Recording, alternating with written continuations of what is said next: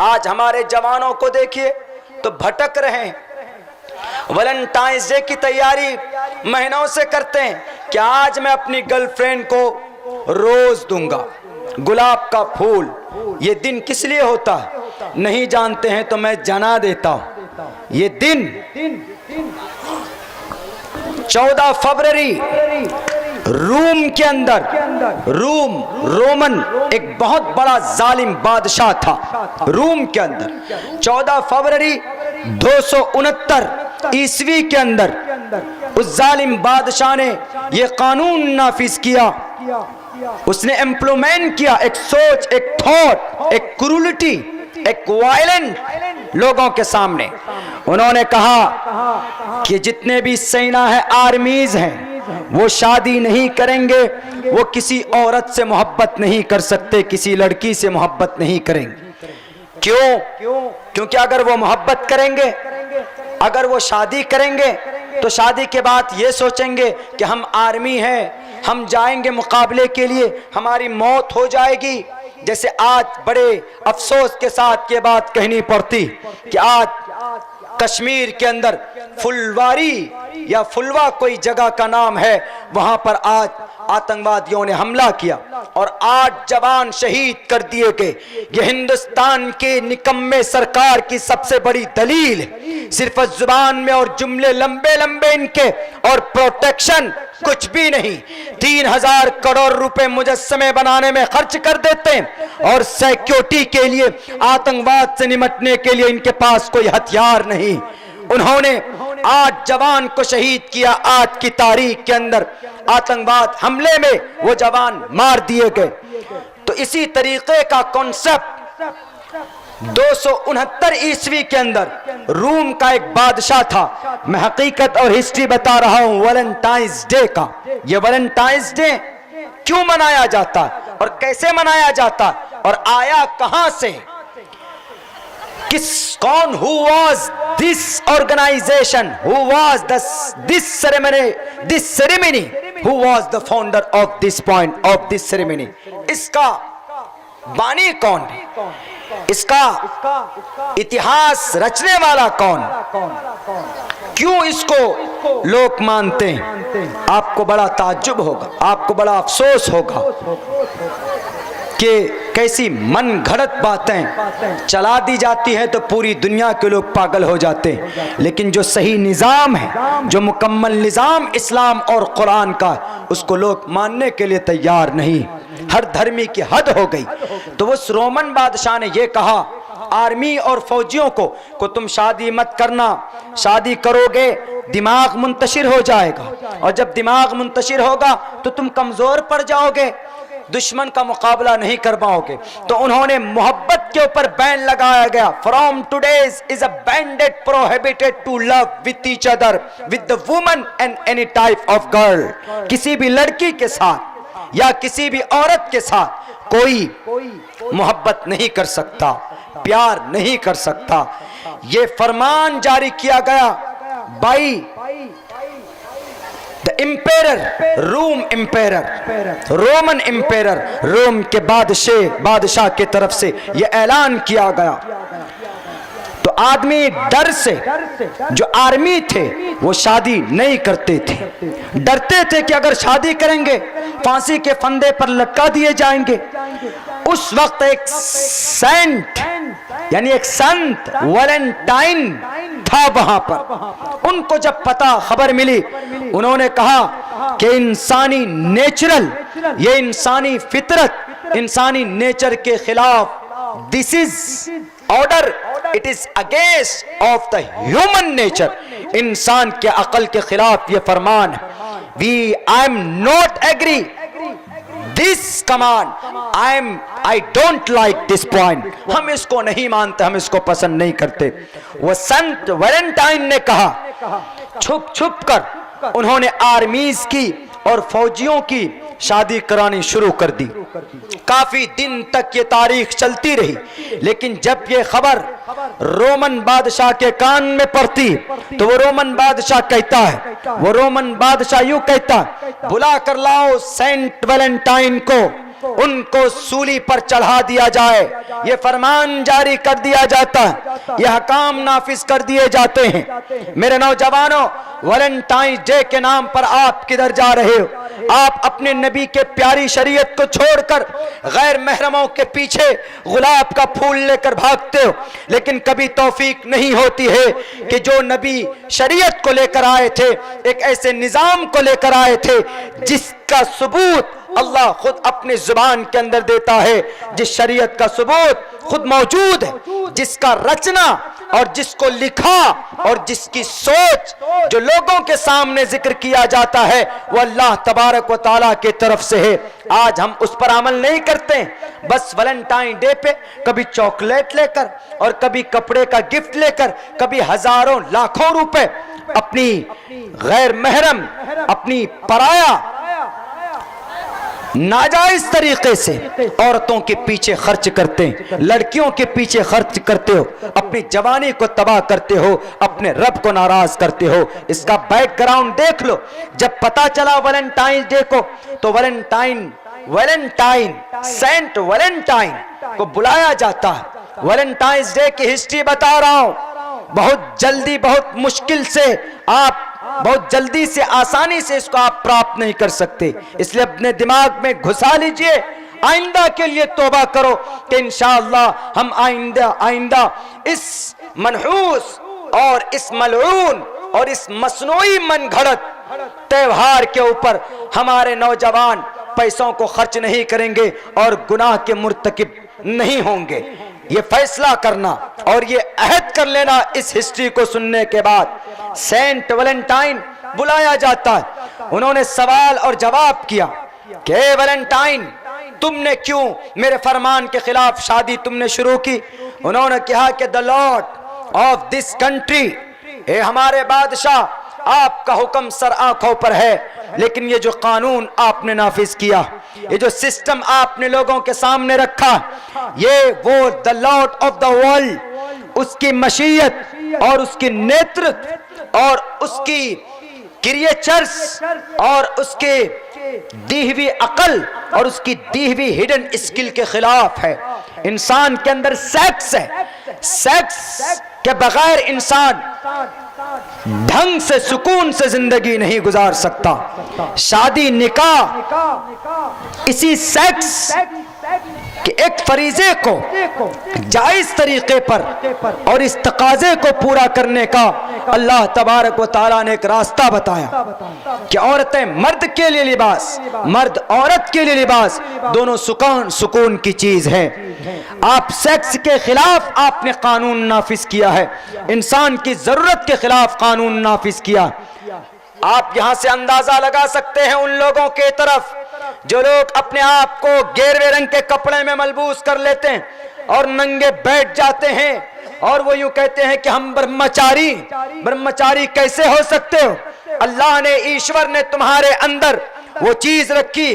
और मैं दावे के साथ कह सकता हूं आज के जनरेशन 1 महीने तक शादी के बाद, 1 महीने तक जवानी के बाद अपनी इस हिडन स्किल, अपनी अल्लाह की इस कुदरत के ऊपर अगर कहे कि हम कंट्रोल कर सकते हैं तो नामुमकिनात में से है। वो गलत रास्ता जरूर इख्तियार करता है, गलत रास्ते से अपनी जरूरत को पूरी करता। ये जितने भी गुरु लोग बने बैठे हैं, बाबा लोग बन जाते हैं, आश्रमों के अंदर ईश्वर के भक्त बन जाते हैं और कहते हैं कि हम तो भक्त हैं, हम तो ब्रह्मचारी हैं, शादी नहीं करेंगे। अरे शादी कर लो, वो बेहतर है, क्योंकि हम जानते हैं तुम शादी नहीं करते। क्यों? क्योंकि हर रात को नई नई जवान समाज की बेटियों की इज्जत के ऊपर तुम डाके डालते हो। अगर नहीं डालते, अगर मैं झूठ बोलता हूं तो ये गुरमीत सिंह राम रहीम ने हजारों लड़कियों के साथ, उनकी इज्जत के साथ खिलवाड़ किया। यासाराम बापू जेल के काल कोठरियों में पड़ा, क्यों? अपने आप को कहता था मैं ब्रह्मचारी हूं, मुझे जरूरत नहीं है। हाँ, वो भी एक रास्ता होता है। लेकिन जब बंदा अपने ईश्वर अल्लाह की याद में गुम हो जाता है, जब उसको अल्लाह से मोहब्बत हो जाती है, जब वो रियल में उसका कनेक्शन ईश्वर से जुड़ जाता है, दुनिया की कोई चीज उसको नजर नहीं आती है, तब वो आदमी बिना औरत के रह सकता है। लेकिन यहां तो ढोंगी बाबा इतने पैदा हो गए, अपने आप को कहते हैं कि हम बाबा हैं, अपने आप को कहते हैं कि हम गुरु हैं। पता चला कि तहखाने के अंदर वहां पर अपना सब सारा इंतजाम किया हुआ है। क्यों? एक तकाजा है, इसको पूरा किए बगैर कोई सही और सुकून से नहीं रह सकता। ये नेचुरली चीज है। आप अगर अपनी बीवी के साथ रात गुजारते हैं, अगले दिन आपको सुकून महसूस होता है। अल्लाह ने ये निजाम ऐसा बनाया है। बहरकैफ उन्होंने कहा, सेंट ने कहा, सेंट वैलेंटाइन ने कहा, आप ईश्वर के कानून और ईश्वर के सिस्टम के खिलाफ आपने अपना एक संविधान बनाया। I am not agree with you, मैं आपके साथ नहीं हूं। उन्होंने कहा कि I am a owner, I am a king of this country, मैं यहाँ का बादशाह हूं और मैं यहाँ का सुपर पावर हूं। I want and it will be happen, जो मैं चाहूंगा वही होकर रहेगा। आप मना करने वाले कौन होते हैं? उन्होंने कहा कि मैं तुम्हारा धार्मिक गुरु, मैं तुम्हारा धार्मिक आइडियल हूं, तुम्हें मानना होगा मेरी बात। उन्होंने कहा कि नहीं मानते। अब आपने तो हमारे खिलाफ जंग छेड़ दी। हमने कहा कि आर्मी लोग, जवान लोग शादी नहीं करेंगे और आपने शादी शुरू कर दी प्यार मोहब्बत की इतिहास रचने के लिए। डाल दो इनको जेल में। वैलेंटाइन, सेंट वैलेंटाइन को जेल के अंदर डाल दिया जाता, वो जेल में रहते। लेकिन इनके अंदर कुछ ईश्वरीय शक्ति थी, कुछ वरदान था। वरदान ये था, इनके हाथ में एक मैजिक, एक शक्ति, एक ताकत थी, एक हुनर था कि बीमारों को ये शिफा दे दिया करते थे। तो उस जेल के अंदर एक जेलर था, उसकी एक बेटी थी, ऑस्ट्रियस नाम था उस बेटी का। वो बेटी उसकी अंधी थी। जेलर को जब पता चला कि ये सेंट वैलेंटाइन है जिनके पास इतनी बड़ी शक्ति, ये किसी बीमार के सर पर हाथ फेर दें तो वो बीमार सही हो जाया करता है, तो उन्होंने अपनी बेटी को उनके पास लाने की गुजारिश की। तो वो अपनी बेटी को लाता है, तो वो सेंट वैलेंटाइन उस बेटी के सर पर हाथ फेरते हैं, बेटी सही हो जाती। तो बेटी से राब्ता होता है, बेटी इसकी मिलती है सेंट वैलेंटाइन से, मिलती रहती है और उनमें मोहब्बत बढ़ती है और उनमें प्यार हो जाता है। वह एक दूसरे के इश्क में गिरफ्तार हो जाते हैं। लेकिन ये सेंट वैलेंटाइन को फांसी की सजा, ये बात ये लड़की नहीं जानती थी, ऑस्ट्रियस। और उस वक्त के जालिम बादशाह का नाम था क्लौडियस। उस क्लौडियस ने जो हुक्म जारी किया था कि इसको फांसी के अंदर डाल दिया जाए, इस बच्ची को मालूम नहीं था, इस जेलर की बेटी को पता और खबर नहीं थी। लेकिन जब पता चला कि अब सेंट वैलेंटाइन को फांसी होने वाली, अब वो गम में रो रही थी। 14 फरवरी को उनको फांसी की सजा दी गई। फांसी से पहले सेंट वैलेंटाइन ने कहा कि मुझे कलम और मुझे कागज की जरूरत है। कागज कलम ला के दिया जाता है, अपने प्रेम पत्र लिखता है और नीचे लिखता है कि from your valentine saint Valentine, यानी अपनी महबूबा को लिखता। इन्होंने जो बगावत शुरू की थी वो महबूबा लोगों की प्यार मोहब्बत की हिमायत के लिए, और इस वक्त जो मौत हो रही है वो आखिर लम्हे के अंदर अपनी महबूबा को एक प्रेम पत्र लिखता और मोहब्बत की वजह से सेंट वैलेंटाइन को फांसी के फंदे पर लटका दिया जाता। 269 ईस्वी के अंदर रूम से ये तारीख वहीं से चलती हुई आई। जालिम बादशाह ने मोहब्बत के खिलाफ एक कानून बनाया था। सेंट वैलेंटाइन ने अपने मोहब्बत को बढ़ावा देने के लिए लोगों के बीच में ये बगावत शुरू की थी। तो उसकी याद में, सेंट वैलेंटाइन की याद में आज हमारे ये नौजवान ये बेराह रवी का शिकार होते हैं और ये लड़कियों को गुलाब का फूल देकर या चॉकलेट देकर या महंगे गिफ्ट देकर, रिंग देकर, अंगूठियां देकर या और भी दूसरे कीमती गिफ्ट देकर अपनी मोहब्बत का इजहार करते हैं। यानी इस दिन का मतलब, जो भी आदमी किसी लड़की से या किसी औरत से मोहब्बत करता है तो वो इस दिन खास है कि इस दिन अपनी मोहब्बत का इजहार करे। आज मेरा एक दोस्त दिल्ली से फोन किया, मैसेज किया, उसने मजाक में पूछा कि Abdullah Salim, and whom did you propose, आपने किस लड़की को गुलाब का फूल दिया? हमने कहा कि मुझसे ये उम्मीद है, do you expect from my self, मेरे से ये उम्मीद कर सकते हो? बोला नहीं है, मैंने ऐसे ही मजाक के लिए पूछा। हमने उनसे कहा कि अच्छा ये बताओ तुमने किसको प्रपोज किया? उन्होंने कहा कि मेरी एक कॉलेज की दोस्त थी, because he is a engineer, वो एक इंजीनियर। हमने कहा कि तुमने किस लड़की को फूल दिया, प्रपोज किया? बोला हमने व्हाट्सएप के ऊपर गुलाब का फूल भेजा तो उस लड़की ने मुझे ब्लॉक कर दिया। यानी इस दिन, इस तारीख में मोहब्बत है या नहीं है, इसका इजहार होता है। जिनमें मोहब्बत होती है वो गुनाह की हदों को पार कर जाते हैं, और ये उसी मन घड़त और उसी बेपेंदी बेजड़ के तने को आज हमारे नौजवान पानी डालते हैं। सेंट वैलेंटाइन की फांसी को यादगार बनाने के लिए और उनको याद करने के लिए ये आज लड़कियों को प्रपोज करते हैं और अपनी मोहब्बत का इजहार करते हैं। ये इसकी तारीख है, ये क्रिश्चियन तारीख है। ये इस्लाम के लिए या मुस्लिम नौजवानों के लिए जायज नहीं है कि वो इस तारीख को दोहराए। क्यों? Islam doesn't allow to do this, आपको इस काम को करने की इस्लामिक एतबार से जायज नहीं। अल्लाह के रसूल ने मना किया, मन तशब्बह बिकौमिन फहुवा मिन्हुम, एक कौम के नौजवानों, अगर आपने किसी भी कौम की मशाबहत इख्तियार की तो आप उसमें से हो जाओगे। और मोहम्मद सिर्फ आपके लिए नहीं आए थे। अनस्वंता सतपतिर्मा महे मेगावा चैतिष्ठो अशुरो मगोना त्रिविष्णु अग्निदशाबी सहस्त्रेर वैश्वान रहा। मोहम्मद सारे संसार के कृपा में थे, उत्तर से दक्षिण तक, पूरब से पश्चिम तक, पूरी दुनिया के इंसानों की इंसानियत के लिए एक हादी थे, एक रहनुमा थे। अवतारों के अंदर, शाह ग्रंथों के अंदर, ऑथेंटिक बुक्स के अंदर मोहम्मद रसूलुल्लाह सल्लल्लाहु अलैहि वसल्लम की नबी रहमतुल लिल आलमीन होने का जिक्र मिलता है। इसलिए मोहम्मद ने मना किया तो मान जाओ, अगर नहीं रुके तो वादिये ती में 40 साल तक बनी इसराइल भटकते रहे। क्यों भटके थे मालूम है? इस तारीख को भी आपके सामने रखता हूं। बनी इसराइल फिरौन के कब्जे में थे। कहां पर? मिस्र में। इनका असल घर मुल्क शाम था। जब फिरौन गर्क हो गया दरिया में तो उसके बाद अल्लाह ने चाहा कि बनी इसराइल को इनका दोबारा खोया हुआ घर इनको लौटा दिया जाए, इनको दे दिया जाए।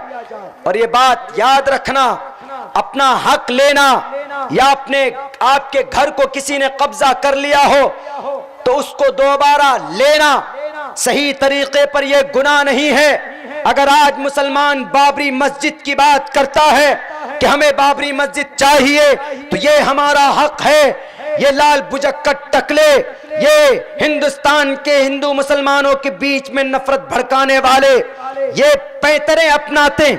मुसलमानों, बाबरी मस्जिद आपका हक है, लेकिन इस हक को लेने के लिए आपको संविधान का रास्ता अपनाना होगा, जुल्म तशद्दुद का रास्ता अपनाना नहीं होगा। बनी इसराइल के इस मैसेज से आपको पैगाम दिया जाता है कि आप अपना हक मत छोड़ो।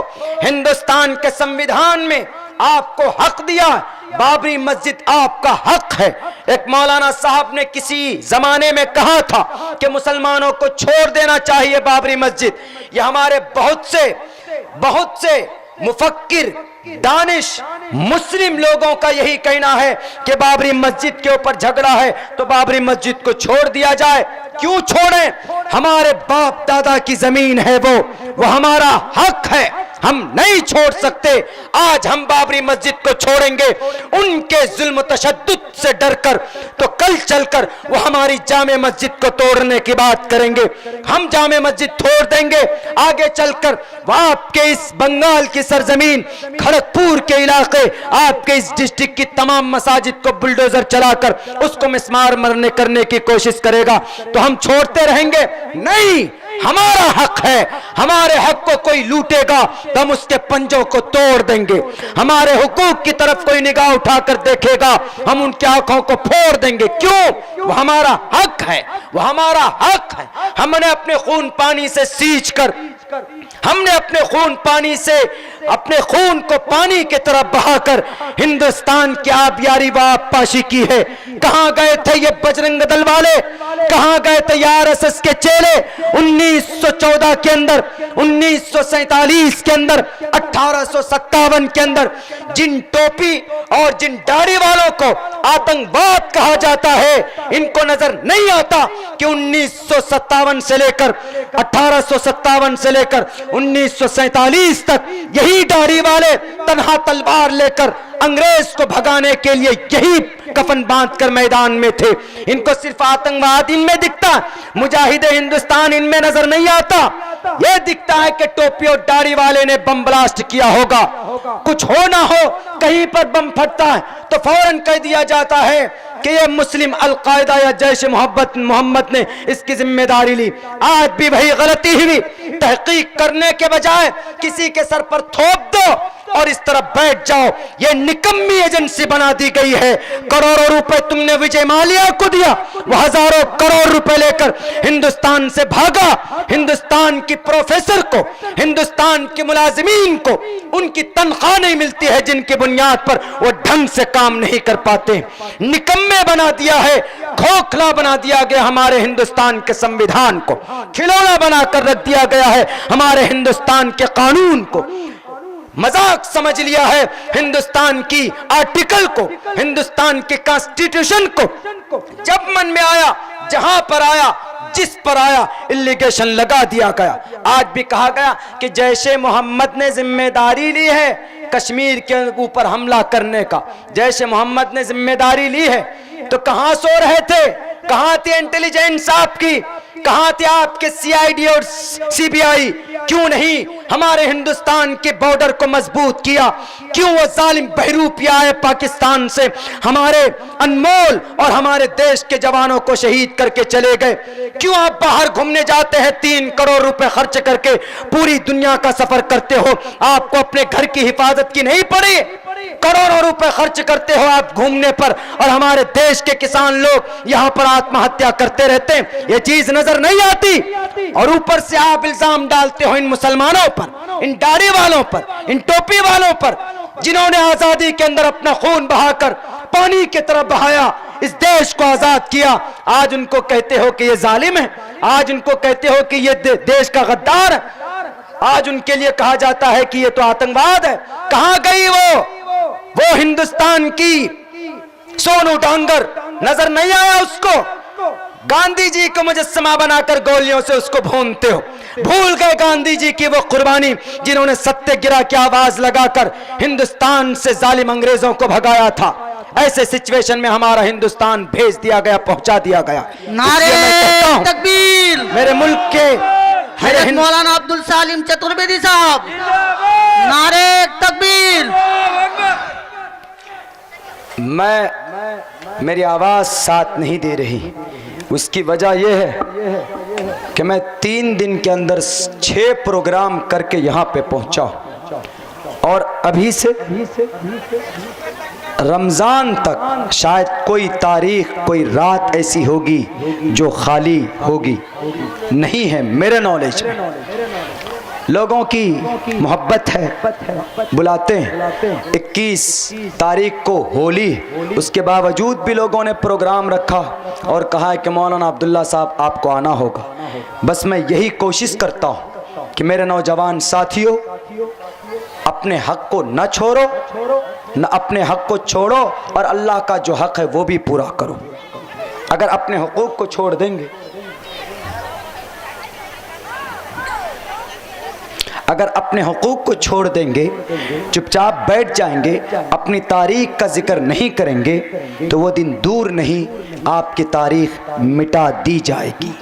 शुरुआत तो है, इलाहाबाद का अल्लाह इलाहाबाद का प्रयागराज हो गया है।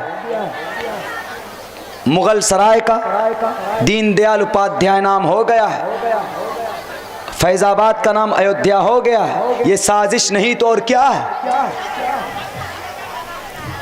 17 तारीख को एक सत्संग में जाना है, मैंने फैसला किया है। वो हिंदू भाई का एक जलसा सत्संग है, उसमें इनवाइट किया है, कोशिश भी जारी है। वो लोग चाह रहे हैं कि मैं पहुंचूं, लेकिन चूंकि 17 को झारखंड का प्रोग्राम वहां जाना होगा, मैं यही समझाने की कोशिश करता हूं।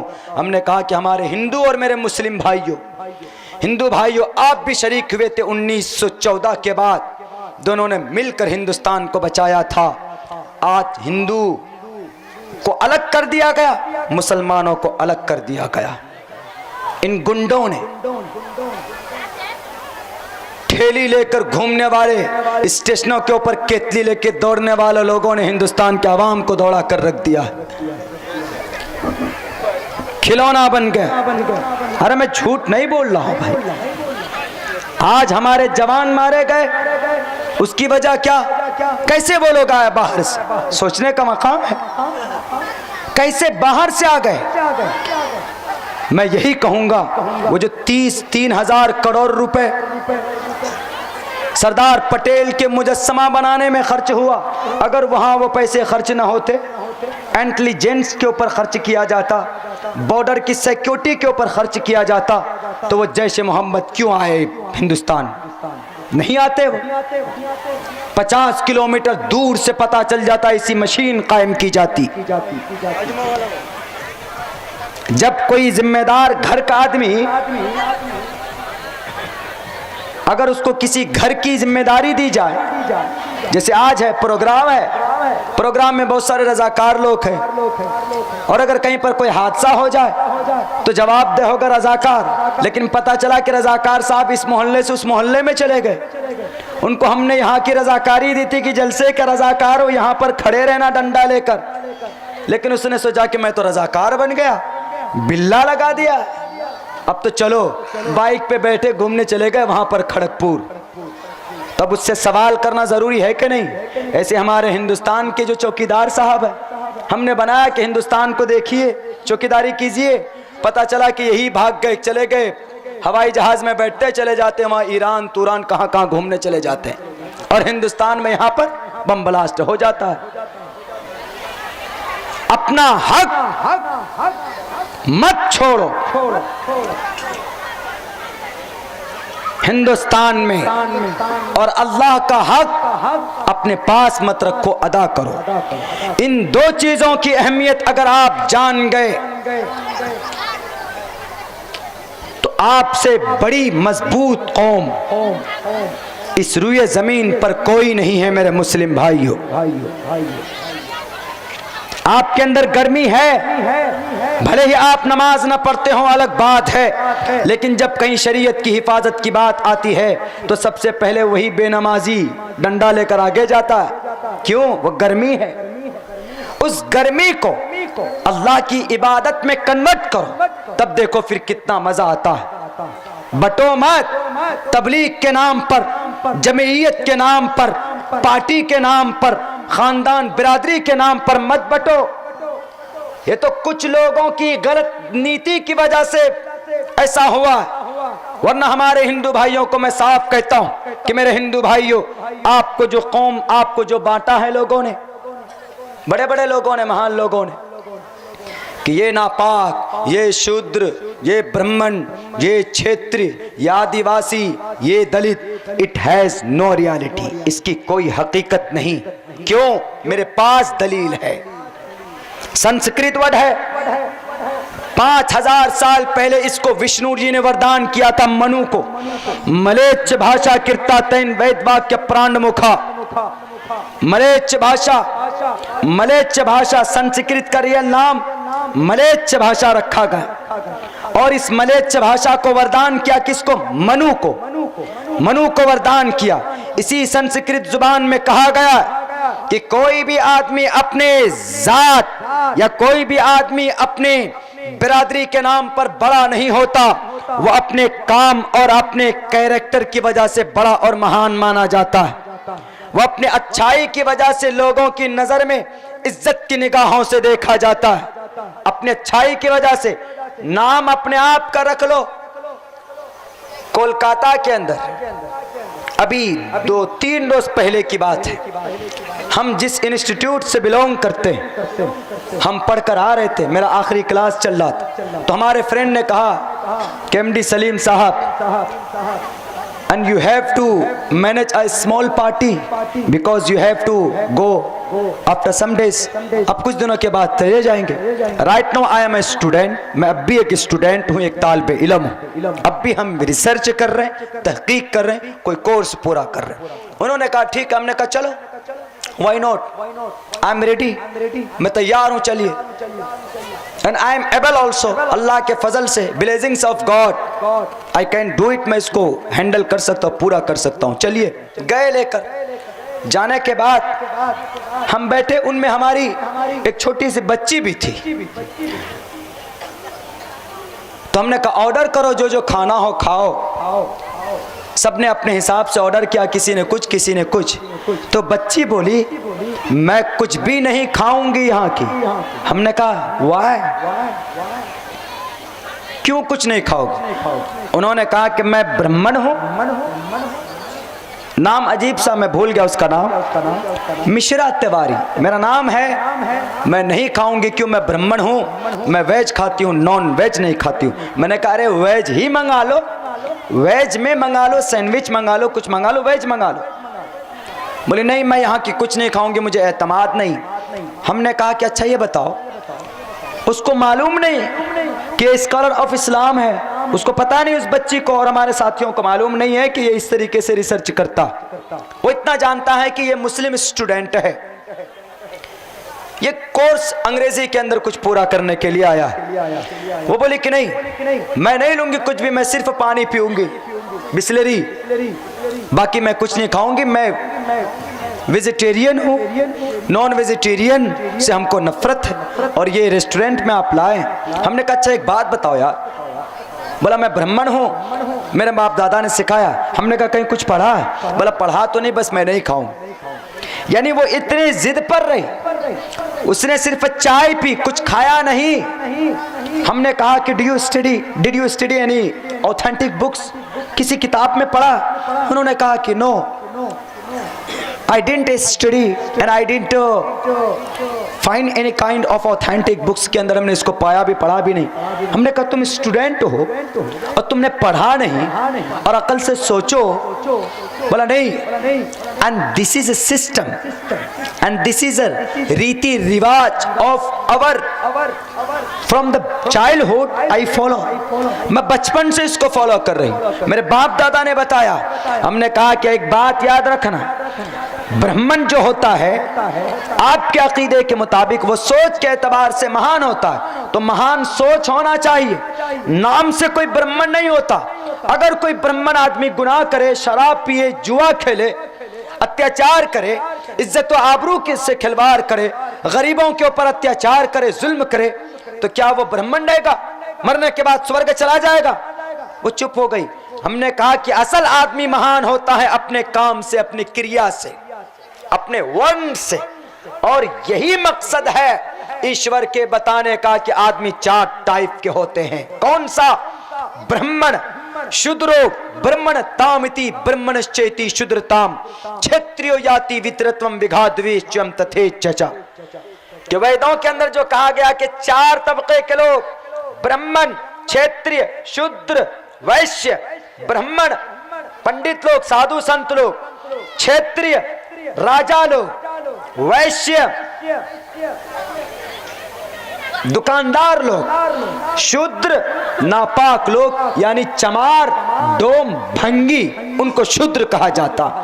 वेदों में साफ लफ्ज जिक्र है कि कोई आदमी शूद्र है, अच्छा काम करता है तो अपने अच्छे काम की वजह से वो ब्राह्मण बन जाता, और कोई ब्राह्मण है लेकिन वो अपने गलत काम की वजह से, गलत काम मतलब गाय के नाम पर हत्या करवाना, कुर्सी पर बैठकर हिंदू मुसलमानों को लड़ा देना, मॉब लिंचिंग करवा देना, हिंदुस्तान के गरीब जनता के पैसों को लूटकर नीरव मोदी को देकर भगा देना, ये गलत काम।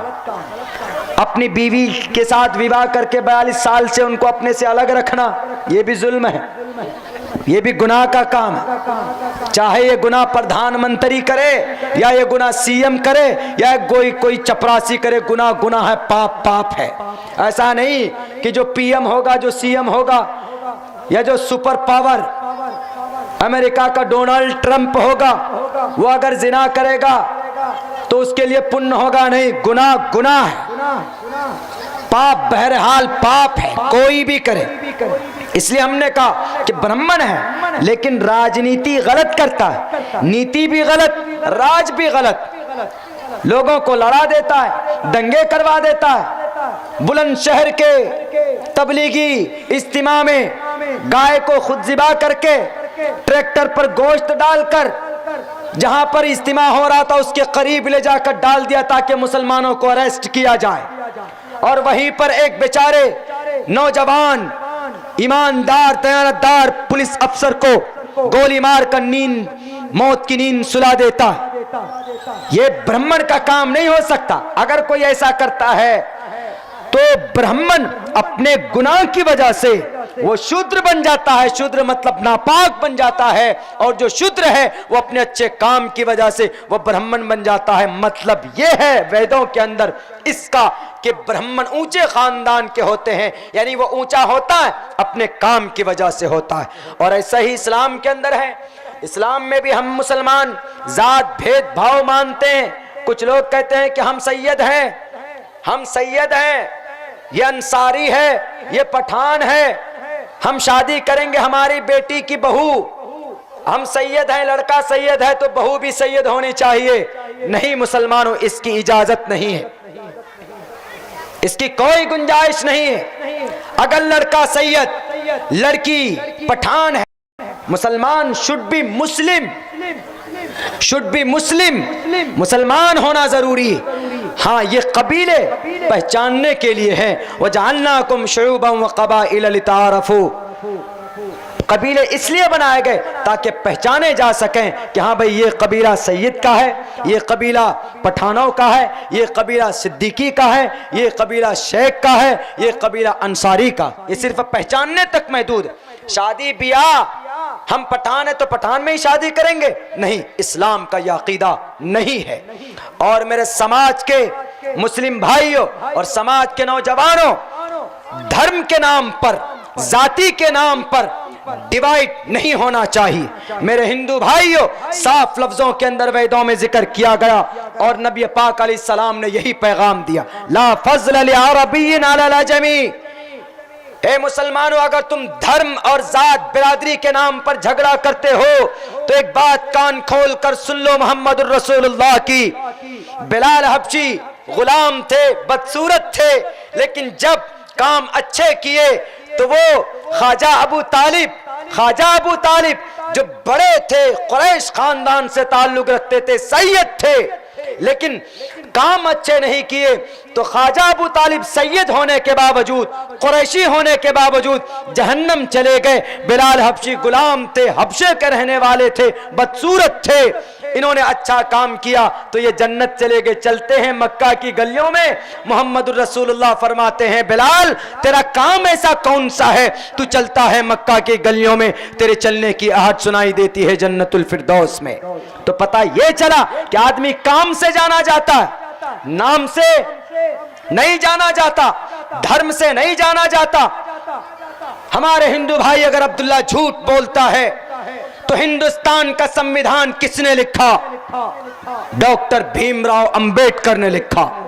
आज उनका नाम इज्जत से लेते हैं। भीमराव अंबेडकर वो दलित थे, वो शूद्र थे, शूद्र से ताल्लुक रखते थे। अगर वो गुनाह शूद्र की का मतलब नापाक है तो उनके लिखे हुए हाथों से संविधान को पूरे हिंदुस्तान के लोग क्यों मानते? पता ये चला कि कोई भी आदमी अपने कर्म से पहचाना जाता है, जात और धर्म से नहीं पहचाना जाता। इसीलिए मैं कहना चाहता हूं साफ लफ्जों में हमारे हिंदू भाइयों को भी, जो इस बहकावे पे आकर बहक जाते हैं कि हम ब्राह्मण हैं और ये मुसलमान है, हम ब्राह्मण है, ये क्षेत्रीय है। अगर ऐसी बात है तो डॉक्टर भीमराव अंबेडकर, वो हिंदुस्तान के संविधान को लिखने वाले, वो शूद्र थे, वो दलित थे, वो नापाक थे, लेकिन पूरी दुनिया जानती है कि हिंदुस्तान के संविधान को लिखने वाला डॉक्टर भीमराव अंबेडकर महान थे, ज्ञानी थे। उन्होंने कानून लिखा और 26 जनवरी 1950 को यह कानून पूरे हिंदुस्तान के हिंदुस्तानियों के लिए अमन और शांति के लिए नाफिज कर दिया गया। उसी संविधान में लिखा गया कि every Indian person are equal in the sight of Indian constitution. Ups and downs नहीं है, हर एक बराबर है संविधान के हिसाब से। लेकिन आज ये भेदभाव पैदा करने वाला और ये हुकूक को बांटने वाला, मुसलमानों आपको खड़ा होना होगा और आप इस गलत सोच को भी बदलो। मायावती खड़ी हुई, चमार को दलित को अर्श पर पहुंचा दिया। लालू यादव, अखिलेश यादव, मुलायम सिंह यादव खड़ा हुआ तो यादव को आसमान पर पहुंचा दिया। आप मुसलमानों ने का कोई लीडर नहीं है तो आपकी कोई हिफाजत नहीं हो रही है, आपकी शरीयत बदली जा रही है। आपका कोई लीडर क्यों नहीं है? 70 साल से हम गुलामी करते हैं, हमारा वोट हमसे छीन कर लिया जाता है, 5 साल के लिए गायब हो जाते हैं। हमारा वोट हमसे लेकर इख्तिदार में आ जाते हैं और हमारी ही कुरान को, हमारी शरीयत को बदलने की बात करते हैं। क्यों? गुनाह हमने किया, हमारा हक है हिंदुस्तान के संविधान में, हिंदुस्तान की कुर्सी पर बैठने का हमारा हक है। प्राइम मिनिस्टर, सीएम बनना भी हमारा हक है। मुसलमानों, आपका भी एमएलए और एमपी हो सकता है, आप अगर चुनोगे तो हो सकता है। मैं जानता हूं कि आपके इलाके में आपकी अक्सरियत नहीं, लेकिन काम इतने अच्छे करो कि गैर लोग, जब आपका वोट उनको मिल सकता है तो आप भी अपना लीडर और कायद ऐसा बनाओ कि उनका वोट आपको मिल सके। अगर कोई लीडर खड़ा होता है अपने कौम को बुलंद करने के लिए तो हम मुसलमान ही कहते हैं ये तो बीजेपी का एजेंट है।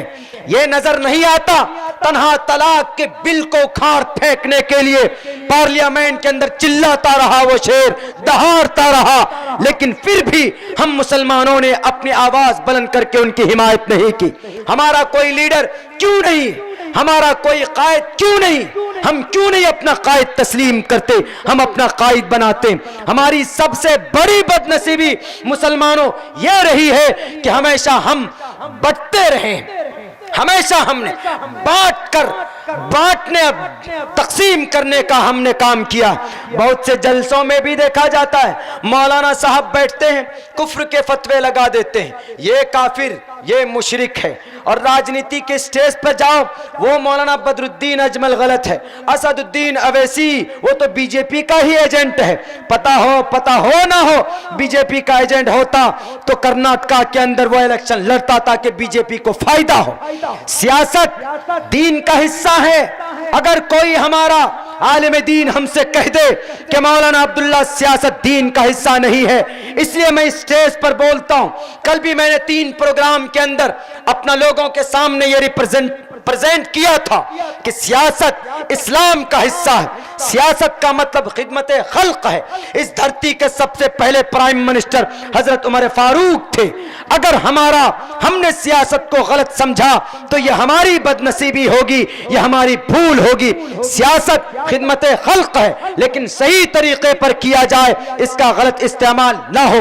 मैं हर मौके पर कहता हूं, इसलिए जवानों से कहता हूं कि अपना हक लेने के लिए मैदान में आओ, अपना हुकूक लेने के लिए इख्तिदार में आने की कोशिश करो और ऐसे सेक्युलर लोगों की हिमायत करो जो आपकी शरीयत की, आपके संविधान की बचाने की बात करता है।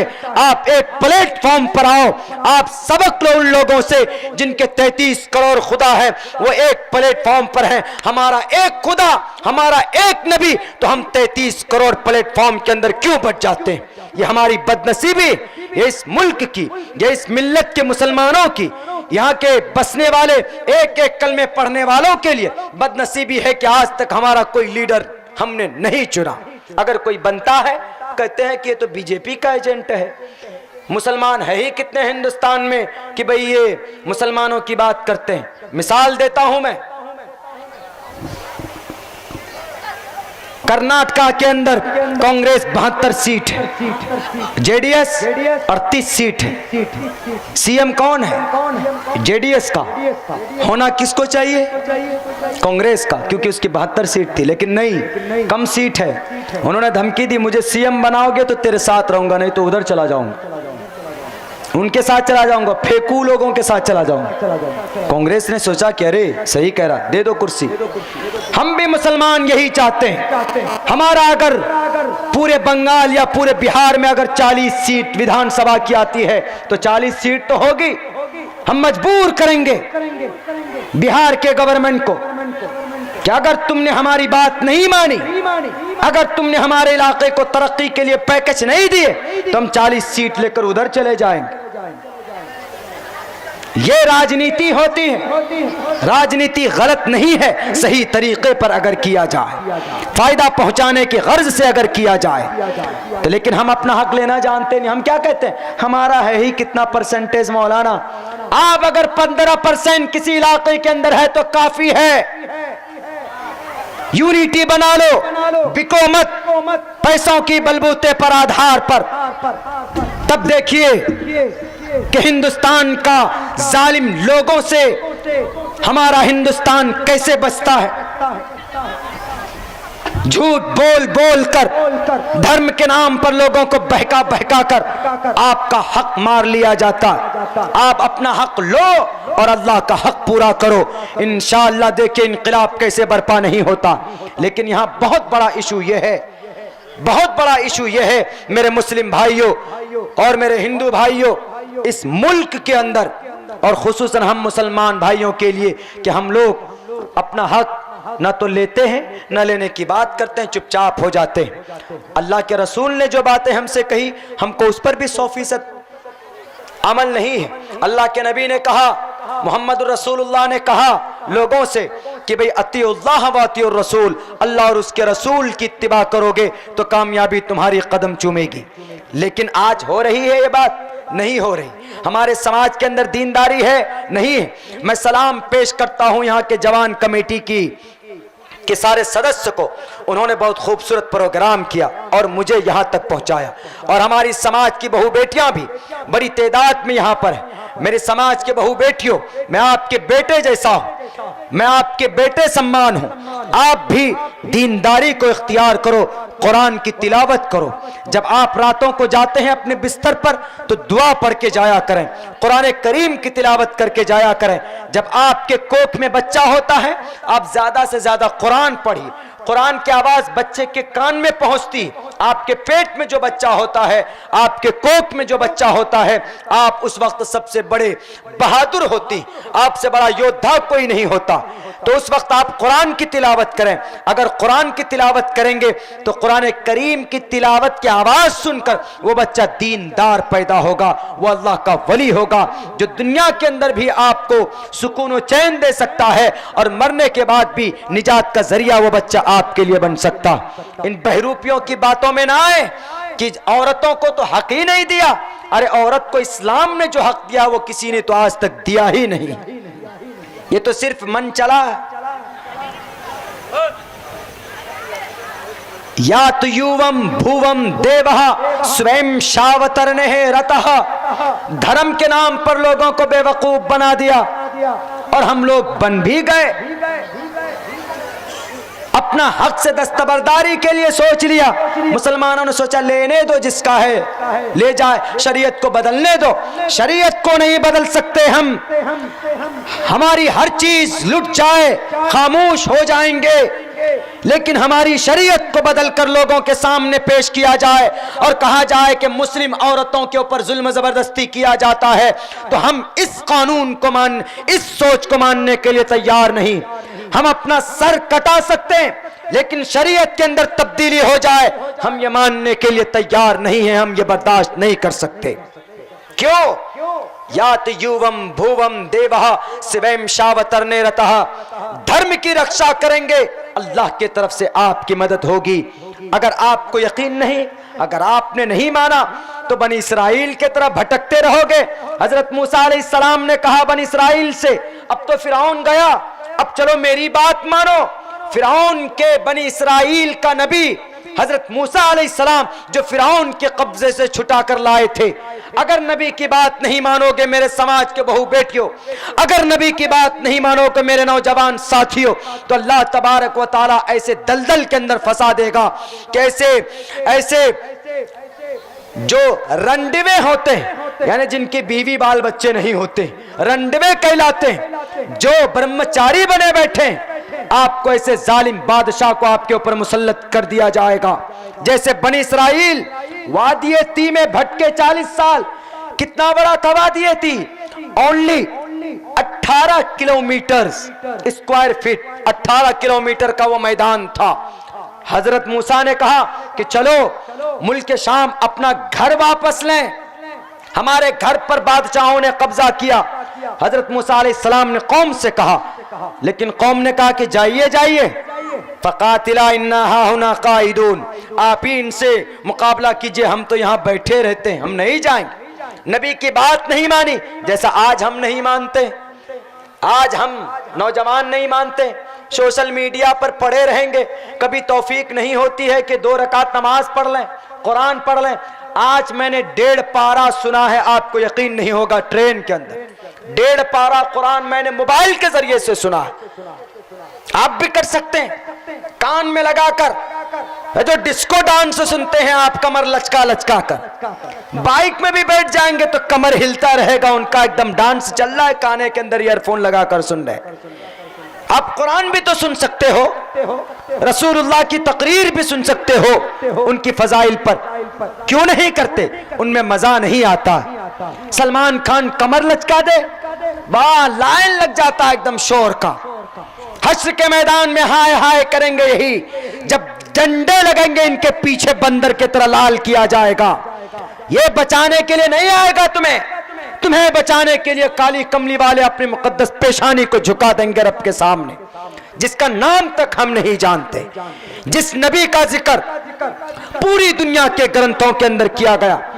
एश एशाय मां महेशतन निष्कानुदशतरजा त्रिनिष्ठान ने वर्ताम सहस्त्रा दशकौ नमा नाराशन संवाजिनम वाजन निषेधीरम पूषणम अष्टोगुण पुरुषम दीप्यति प्रज्ञा च कोलम च दम शुरुतंच पराक्रमस्य बहुभाषिता च उष्टरायस्य परवाहि जो वधु मंतु दिविर्दस्य वर्षमारतस्य दिवि झेर्त दिविष्माना उपसु पुरुष। मेरे मुस्लिम भाइयों, हजारों लाखों करोड़ों जगह के ऊपर मोहम्मद रसूलुल्लाह सल्लल्लाहु अलैहि वसल्लम का नाम का जिक्र किया गया है, सिर्फ इसलिए कि उनकी इत्तिबा की जाए, सिर्फ इसलिए कि मोहम्मद रसूलुल्लाह की सुन्नत को माना जाए। लेकिन आज हम मुसलमान, आज हम नौजवान लोग रसूलुल्लाह सल्लल्लाहु अलैहि वसल्लम के पूरा नाम तक नहीं जानते, उनकी पैदाइश की तारीख भी हमें मालूम नहीं, नबी पाक अलैहिस्सलाम की सीरत हमें मालूम नहीं। अरे बैठ जाइए आप लोग, अरे बैठिए बैठिए बैठिए बैठिए आप लोग।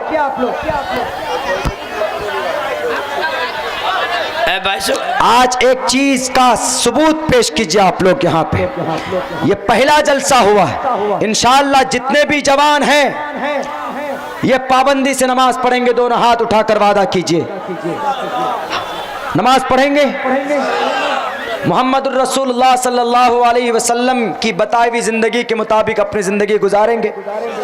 गाना तो नहीं सुनेगा हमारे नौजवान दोस्त। हाँ, अगर आपने खिलाफ वर्जी की तो बनी इसराइल के तरह हो जाएंगे। बनी इसराइल हजरत मूसा से कहा कि जाइए आप लड़िए, हम नहीं लड़ेंगे। ये बनी इसराइल वो कौम है जिसको अल्लाह ने सब चीज दी, फ्री का खाना मन्नो सलवा आसमान से उतारा, फिर भी ये हर धर्म कौम बात नहीं मानते थे। तो उन्होंने कहा कि मूसा जाइए आप लड़िए, हम तो यहीं पर बैठे हैं चुपचाप, हम नहीं जाएं। अल्लाह ने कहा कि जाओ मुकाबला करो, अपना हक लो। जैसे आज हम भी चीख कर आपसे कहते हैं कि हिंदुस्तान के फिरका परस्त लीडरों से अपना हुकूक लो, अपना हक लो, अपना बाबरी मस्जिद लो, और आपका जो संविधान में हक है, सियासत में आपका जो नाम लिखा गया है, उसको भी हासिल करने की कुछ जतन करो। गाना सुन सुनकर, पान खा खा कर, चाय पी पी कर अपनी जवानी को बर्बाद मत करो। सलमान खान, शाहरुख खान की पिक्चर देखकर उनको रोल मॉडल मत बनाओ। मोहम्मदुर रसूलुल्लाह को रोल मॉडल बनाओ, जो कल भी रोकर आपके लिए जन्नत के फैसले करके गए और कल कयामत के दिन, आने वाले कयामत के दिन हश्र के मैदान में हमारी और आपकी बख्शिश करवा रहे होंगे अल्लाह के नबी हश्र के मैदान में। उनसे मोहब्बत करेंगे कि नहीं करेंगे? तो बनी इसराइल ने कहा हम नहीं जाएंगे, जाइए। तो अल्लाह तबारक व तआला ने उस मैदान के अंदर ऐसे अजाब में मुब्तला किया कि वो लोग सुबह चलते थे शाम तक, और शाम को रुके, खाना वाना खाना होता था। तो जब रात को सोते थे, सुबह उठते थे तो देखते अरे वहीं पे जहां से हम लोग चले थे, यानी इस गांव से सुबह चलते थे तो 10-15 किलोमीटर दूर जाने के बाद शाम हो जाती थी, तो वहीं पे पड़ाव डाल देते थे, वहीं पर अपना सब कुछ रख लेते थे। तो उसके बाद सोते थे, तो सुबह होती थी तो फिर यहीं पहुंच जाते थे। 40 साल तक ऐसे ही भटकते रहे। क्यों? अपने नबी की बात न मानने की वजह से। हम लाख कोशिश कर लें, हम अपनी शरीयत से बगावत करके हम किसी भी फील्ड में कामयाब नहीं हो सकते। अभी जो हमारा एक मुजाहिद, एक शेर जो किसी से डरता नहीं, अगर टीवी के स्टूडियो में भी पहुंचता है वो, तो वहां पर नमाज का वक्त हो जाए तो पहले वो नमाज पढ़ता। असदुद्दीन अवैसी साहब, आप कहेंगे कि झूठ बोलते हो, मेरा सफर उनके साथ हुआ, प्रोग्राम मेरा उनके साथ हुआ, मैंने उस बंदे को बहुत करीब से देखा। उसकी टोपी को अगर उठाकर देखेंगे, टोपी के ऊपर नबी पाक अलैहिस्सलाम की जूते का निशान उसने बना के रखा। इतना बड़ा आशिक़ रसूल है वो। डरता नहीं किसी से, अल्लाह से डरता है और अपने कुरान को अपने पास रखता है। अगर ऐसा मुजाहिद और हमारे उलमाए किराम जो अल्लाह के रसूल की एक एक हदीस, एक एक कुरान करीम की आयतें, उनकी तफसीर उनके दिलो दिमाग में है, हम उनकी जियारत करें, हम उनकी बातों को माने। उलमाए किराम की जियारत करना बाइसे सवाब, उनसे दुआ लेना सवाब है। और अगर हमारी शरीयत की बचाव के लिए अगर कोई मैदान में आता है तो उनकी भी हिम्मत अफजाई करना, उनका भी साथ देना, यह हमारा अखलाकी और हमारी ईमानी फरीजा है। तो बनी इसराइल भटकते रहे 40 साल तक। जुर्म क्या था? अपने नबी की बात न मानने की वजह से। अगर आज ने हमने अपनी नबी की बात नहीं मानी, अगर आज ने हमने अपनी शरीयत से कॉम्प्रोमाइज कर लिया, तो मेरे मुस्लिम भाइयों, इसमें कोई शक नहीं है कि आज हम ऐसे तबाह कर दिए जाएंगे इन बहरूपियों, इन रंडुमों, इन बेईमान, इन शराबी, इन कबाबी लोगों की वजह से। जो ये चाहते हैं वैसा हमारा हिंदुस्तान हो जाएगा। राज्यसभा में तलाक का बिल रिजेक्ट हो गया। क्यों? क्योंकि वहां पर जालिम लोगों की अक्सरियत कम है।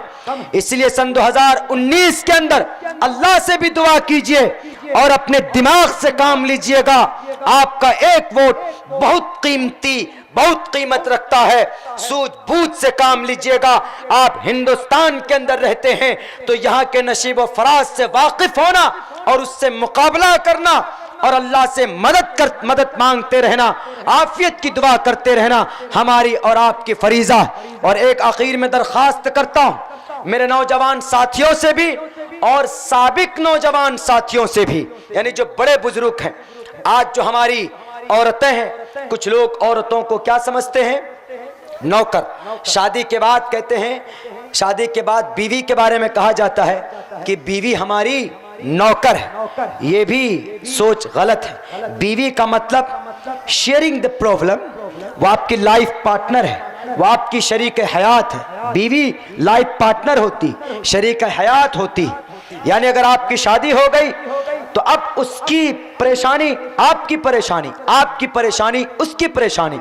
लेकिन बहुत से नौजवान 5-6 महीने तक तो बहुत आई लव यू बोलेंगे अपनी बीवी को, लेकिन उसके बाद फिर वो डाइन बन जाती। उसके बाद तो फिर बस थप्पड़ से ही बात करते हैं। रात में 2 बजे आ जाओ घर में तो बीवी से कहेंगे कि खाना बना, खाना गरम कर, ये दुरुस्त नहीं।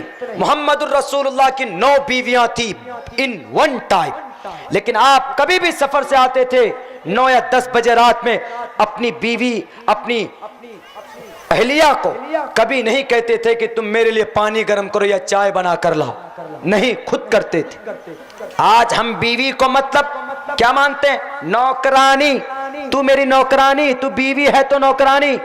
अगर ऐसा सोचोगे तो झगड़ा होगा, और जब झगड़ा होगा तो तलाक तक नौबत पहुंचेगी। नहीं, ऐसे वक्त पर नबी पाक अलैहिस्सलाम के खाना इस दिवाजी जिंदगी क्या थी मैं बताऊं। मोहम्मदुर रसूलुल्लाह अपनी अहलिया के साथ, अम्मा आयशा के साथ रेस लगाते थे, कबड्डी खेलते थे। है कोई ऐसा जवान जो अपनी बीवी के साथ इतना फ्रैंक रहता हो? आप अपनी बीवी को, मैं कहता हूं, अगर उसद्दी है अल्लाह ने, तो आप कम से कम साल में 6 महीने में एक बार उनको घुमाने के लिए मुनज्जम जगह पर लेके जा सकते हैं। दीघा मुनज्जम जगह हो सकती है तो वहां ले जा सकते हो अपनी बीवी को, अपना उसका शौहर ले जा सकता। आप कलकत्ता घुमाने ले जाइए, चिड़ियाघर घुमा कर लेके आइए, और लाइब्रेरियों के अंदर घुमा कर लाइए। आप अपनी बीवी को कुदरती चीज जो खूबसूरत लुकेबल प्लेस है उनको दिखा सकते हैं, अपनी बीवी के साथ पिकनिक मनाना ले जा सकते हैं। ये इस्लाम आपको मना नहीं करता है शरीयत के दायरे के अंदर रहकर, बल्कि जाइए, इससे मोहब्बत बढ़ेगी। औरत का भी एक दिल होता है, औरत का भी, उनकी भी एक इच्छा होती, सहन शक्ति है, लेकिन उनका भी मन करता है खूबसूरत जगहों में जाने का। उनकी जरूरत को कौन पूरा करेगा? कोई बाहर का नौकर नहीं, बल्कि शौहर आपको बनाया। अर्रिजालु कव्वामून अलन निसा। आप अपनी बीवी को घुमाने के लिए बाहर लेकर जाओ, ये जायज है शरीय एतबार से, शरीयत के दायरे में रहकर। और भी मैं बात कहूं आगे आपको, अगर आप खाना घर में खाते हैं, महीने में एक दिन बाहर से खाना मंगवाइए ऑनलाइन ऑर्डर करके। अगर नहीं ऑनलाइन ऑर्डर करना आता है तो आप बाहर से खाना लाइए, बाहर का खाना अपनी बीवी को खिलाइए, और 2-3 महीने में तो कम से कम एक आध बार अपनी अहलिया को शॉपिंग करा ही दीजिए अपनी वसात के मुताबिक। ये होती इस दिवाजी जिंदगी के अंदर खूबसूरती। तब देखिए आपकी बीवी आपके ऊपर टूट मरती है कि नहीं। पता चला हमेशा बीवी के ऊपर जालिम बादशाह की तरह मुसल्लत रहते, बाहर से आया डांटना शुरू कर देते, खाने में नमक कम मिर्च ज्यादा तो पीटना शुरू कर देते। ये ऐसा नहीं होना चाहिए। अगर औरत का घर में काम ज्यादा हो तो आप शरीक हो जाइए। मोहम्मद रसूलुल्लाह ऐसा करते थे, खुद से अल्लाह के नबी कभी आटा गूंथते थे, अम्मा आयशा रोटी बनाती थी, मोहम्मद रसूलुल्लाह चूल्हे के पास बैठ जाते थे, किचन रूम में चले जाते थे। ये मैं झूठ नहीं बोल रहा हूं, नबी का तरीका बता रहा हूं। जिनको हमने छोड़ दिया तो आज तलाक के वारदात ज्यादा हो गए। 2 मरतबा कबड्डी का रेस लगा था अम्मा आयशा और हजरत नबी पाक अलैहिस्सलाम के बीच में। कौन थे? नबी थे वो, लेकिन कबड्डी रेस। आप लोग सोचेंगे कि अरे मोहम्मद नबी होकर कबड्डी बीवी के साथ। अरे बीवी के साथ हंसना मजाक करना, एक दूसरे के मुंह में निवाला डालना, प्यार मोहब्बत से एक मर्तबा दिल की गहराई से बोलना I love you my sweet heart, इसका गलत माना नहीं होता, बल्कि प्यार से अपने बीवी को बोलिए। एक नेकियां लिखी जाएंगी आपके अमाल के अंदर, ये सदका होगा आपके लिए। प्यार से खाना खिलाइए, एक प्लेट पर बैठकर खाना खाइए आप अपनी बीवी के साथ, अपनी अम्मा के साथ, अपने घर की फैमिली के साथ। तब देखिए मोहब्बत बढ़ती है कि नहीं बढ़ती। यह तरीका नबी का था। अल्लाह के नबी तो जिस प्याली में पानी पीते थे उसी जगह होंठ लगाकर अम्मा आयशा भी पानी पीती थी, इतनी मोहब्बत थी। आज है कोई माए का लाल जो इस सुन्नत को दोहराए? आज मैंने स्टेशन के अंदर देखा, किशनगंज स्टेशन के अंदर एक जवान शादी हुई, शादी के बाद हस्बैंड वाइफ यानी मियां बीवी जाने लगे पिकनिक में, हनीमून मनाने। उसकी मां और बाप ने उसको सराहा कि बेटे जाओ और खूब एंजॉय करके आओ तुम लोग, यानी खूब घुल मिल करके आओ। आज हमारे समाज के जो पेरेंट्स हैं, माँ बाप हैं, वो कहेंगे कि बेटा पुतो बेटा बहू को लेके जाएगा घुमाने, ये तो नाक कट जाएगी। आज हम मुसलमानों में ये नेचर, ये सोच है, ये तरीका मुसलमानों का था, लेकिन इन तरीकों को गैरों ने अपना लिया। तो गैरों के अंदर मोहब्बत है, प्यार है। आज हमने नबी का तरीका भुला दिया, तो आज हमने तलाक के बढ़ते वारदात हैं, मियाँ बीवी में खटास है। और बहुत सी समाज की हमारी बहू बेटियां ऐसी करती हैं कि जब शौहर बाहर से आया तो घर के अंदर जो झगड़ा होता, मैं बता रहा हूं, तजुर्बे की बात बता रहा हूं, क्यों, मैं गुजर चुका हूं इन चीजों से। बीवी घर की पूरी राम कहानी शौहर के आते ही बता देते हैं कि आज तो आपकी अम्मी ने हमको गाली दी, आपके बाप ने कहा घर से निकल जाओ, आपकी बहन ने हमको ये कहा, मैं घर पे नहीं रहूंगी, आप आए हैं फौरन सामान रख के मुझे पहुंचा के आइए। अब बेचारा शौहर पसीने में थक-हार कर आता है बाहर से, वो सोचता घर पे जाऊंगा, बीवी की खूबसूरत चेहरे को देखूंगा और कुछ सुकून मिलेगा, बच्चों से मिलूंगा, मोहब्बत बढ़ेगी, कुछ सुकून मिलेगा, पैर वैर दबा के देंगे, खिदमत करेंगे हमारी अहलिया मोहतरमा, हमारी शरीक हयात लाइफ पार्टनर। लेकिन यहाँ बीवी तो पूरी एकदम वो 344 का बोल्ट लगा देती। और बेचारा शौहर जो आता है बाहर से ये अरमान लेकर, उसके 4 ग्राम खून और कम हो जाते हैं। मेरी समाज के बहू बेटियों, आपकी भी जिम्मेदारी बनती, और समाज के जवानों आपकी भी जिम्मेदारी बनती। मैं नौजवान हूं, मेरी बात थोड़ी अलग होती, लेकिन शरीयत से हटकर नहीं होती। मुझे पूरी उम्मीद है मैंने जितनी भी बातें कही है, इन बातों का ताल्लुक कुरान से और शरीयत से। इसलिए आप लोगों से गुजारिश है, दोनों तबके से, हमारी समाज की बहू बेटियां भी है, आपकी भी जिम्मेदारी है घर को खूबसूरत बनाना। आप अपने अहली शौहर के लिए एक मर्तबा मुस्कुरा दें तो एक नेकी, बैठकर निवाला मुंह में डालें तो एक नेकी, सदका है। कितना प्यारा माहौल अल्लाह के नबी क्रिएट करके गए। बस अमल करने की जरूरत है, समाज भी हमारा तरक्की करेगा और बच्चों के अंदर दीनदारी भी आएगी, मोहब्बत बढ़ेगी। माँ बाप के झगड़े को देखकर बच्चा भी कभी कभी बिगड़ जाता है। ऐसे बहुत सारे एपिसोड और ऐसे बहुत सारे मूवीज भी बनाए गए कि माँ बाप के झगड़े को देखकर बच्चा बेचारा एहसास कमतरी में शिकार हो जाता। अभी एक हमारी साथी पढ़ने वाली रिहाना नाम की, यहीं पर आपके कलकत्ता के अंदर, वो बेचारी रोने लगी एक रोज। हमने कहा क्यों रो रही हो? उन्होंने कहा कि हमारे घर वाले हमको सपोर्ट नहीं करते। हमने कहा क्यों? अम्मी अब्बा। बोला अम्मी अब्बा दोनों अलग अलग रहते हैं अपने झगड़े को लेकर। अब बताइए, अम्मी अब्बा का पर्सनल मैटर अलग रहना, लेकिन उस बच्ची का जहन कितना डिमोरलाइज हो रहा है, किसकी गुनाह? माँ बाप के गुनाह की वजह से। और ये खटास कहां से भी? छोटी छोटी बातों पर हुई होगी। इसलिए मैं गुजारिश करता हूं, बात चुके अब मुझे खत्म करनी है, मुझे कल भी बोलना है, इसलिए आप लोगों से दरखास्त है और समाज के बहू बेटियों से, नौजवानों से और हमारे एजेड पर्सन, हमारे ताऊ चचाओं से, दादाओं से भी गुजारिश है कि समाज को खूबसूरत बनाना है तो नबी की शरीयत की इत्तिबा कीजिए, नबी की सुन्नत को मानिए, तो इंशाअल्लाह हमारा समाज मजबूत होगा। और समाज के बहू बेटियों, पर्दे के दामन को अब हाथ से छूटने ना दें। इंशाअल्लाह दीनदारी आपके अंदर अगर आई तो नस्ल और समाज दीनदार होगा। अगर आपके अंदर बददीनी आई, आपके अंदर बेपर्दगी आई, तो बुराई आपसे ही जन्म लेगी, उसका वबाल भी आपके सर पर होगा। अल्लाह से दुआ है कहने सुनने से ज़्यादा अमल की तौफीक अता फरमाए। वाखिर दावाना अनिल हम्दुलिल्लाहि रब्बिल आलमीन। अस्सलामु अलैकुम व रहमतुल्लाहि व बरकातुहू। अल्हम्दुलिल्लाह।